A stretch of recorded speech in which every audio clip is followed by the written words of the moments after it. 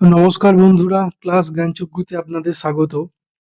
আজকে ইতিহাসের কিছু গুরুত্বপূর্ণ টপিক বিদ্রোহ, আন্দোলন আর কিছু বৈপ্লবিক ঘটনাসমূহকে নিয়ে আজকের এই টপিকটাতে আলোচনা করব, যেগুলো গ্রুপ ডি পরীক্ষায় আসন্ন যে গ্রুপ ডি পরীক্ষা তাতে খুব গুরুত্বপূর্ণ। মানে এই সালগুলো কে কি নেতৃত্ব দিয়েছে, এগুলো খুব গুরুত্বপূর্ণ। তো এগুলো আজকে একটু আলোচনা করব। দেখুন, ভারতের গুরুত্বপূর্ণ বিদ্রোহ ও আন্দোলন, তার মধ্যে হচ্ছে কোল বিদ্রোহ। 1831 থেকে 34 সালে হয়েছিল। এর নেতৃত্ব দিয়েছিল বুদ্ধ ভকত। তাহলে এটা প্রশ্ন আসতে পারে যে কোল বিদ্রোহ কে নেতৃত্ব দিয়েছিল? বুদ্ধ ভকত।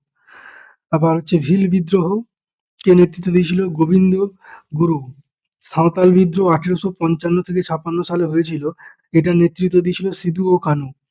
তাহলে সাঁওতাল বিদ্রোহর কিন্তু দুটো প্রশ্ন আসতে পারে যে কত সালে হয়েছিল? 1855 থেকে 56 সালে হয়েছিল। নেতৃত্ব কে দিয়েছিল? সিধু ও কানু। 19 শতকের বিদ্রোহ হচ্ছে সিপাহী বিদ্রোহ। 1857 সালে হয়েছিল। করেছিল কে? ভারতীয় যে সৈন্যরা ছিল তারা করেছিল। নীল বিদ্রোহ, নীল বিদ্রোহ থেকে প্রশ্ন আসে যে 1859 সালে হয়েছিল।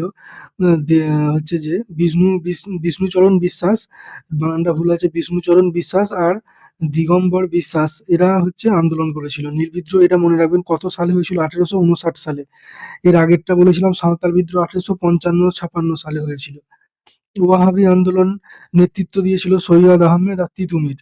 এই ওয়াহাবি আন্দোলন তিতুমির আর সৈয়দ আহমেদ, এই দুটোই প্রশ্ন আসতে পারে। সালটা এখানে খুব একটা ইম্পর্টেন্ট নয়, আসে না পরীক্ষায় খুব একটা। এবার আমরা চলে আসবো 20 শতকের শুরুর দিকে যে আন্দোলন, বঙ্গভঙ্গ বিরোধী আন্দোলন 1905 সালে হয়েছিল। 5 থেকে 8 সালের মধ্যে লাল বাল পাল মানে বাল গঙ্গাধর তিলক এরা সব করেছিল যে আন্দোলনটা, সেটা। আচ্ছা, কিংসফোর্ড হত্যার চেষ্টা হয়েছিল ক্ষুদিরাম বসু 1908 সালে করেছিল, যে জন্য 1911 সালে ফাঁসি হয়েছিল ক্ষুদিরাম বসুর। আর আলিপুর বোমার মামলা হয়েছিল 1908 সালেই অরবিন্দু ঘোষ। আর বিপ্লবী কার্যকলাপ কি কি রয়েছে? ক্যানিং হত্যা হয়েছিল মদনলাল ধিংরা, হচ্ছে ক্যানিং। ক্যানিং হত্যা নয়, এটা হচ্ছে যে কার্জন উইলিক হত্যা করেছিল মদনলাল ধিংরা। দিল্লি ষড়যন্ত্র মামলা হয়েছিল রাসবিহারী বসুর আমলে, মানে রাসবিহারী বসুকে নিয়ে করা হয়েছিল। লাহোর ষড়যন্ত্র হচ্ছে রাসবিহারী বসু। রাসবিহারী বসু যেটা হচ্ছে দিল্লি ষড়যন্ত্র মামলা, যেটা বললাম এখানে ভাইসরয় হার্ডিঞ্জকে হত্যার চেষ্টা করা হয়েছিল বোমা ছুড়ে। সেটা হচ্ছে রাসবিহারী বসু। আর লাহোর ষড়যন্ত্র মামলা তার ফলেই হয়েছিল, যে রাসবিহারী বসুকে নিয়ে।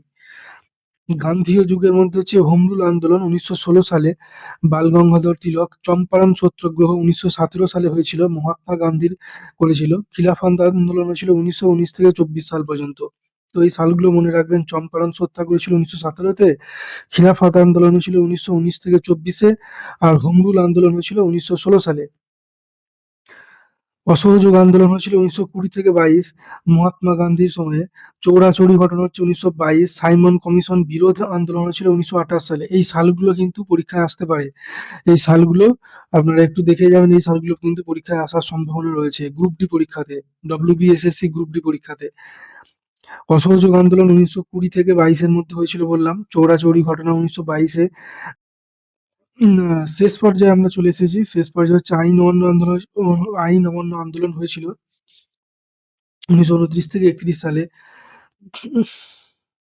মহাত্মা গান্ধী হচ্ছে নেতৃত্ব দিয়েছিল। ভারত ছাড়ো আন্দোলন হয়েছিল 1942 সালে। এটা হচ্ছে যে নেতৃত্বহীন আন্দোলন, কোনো নেতৃত্ব ছাড়াই আন্দোলনটা হয়েছিল। শুরু হয়েছিল 9ই আগস্ট 1942 সালে। 9ই আগস্ট 1942 সালে, এই সালটা একটু দেখে যাবেন আপনারা। আর এর পরেরটা হচ্ছে নৌ বিদ্রোহ। নৌ বিদ্রোহটা হচ্ছে যে 1946 সালে হয়েছিল। রয়্যাল ইন্ডিয়ান নেভি এর সৈনিকেরা এটা আন্দোলনটা করেছিল।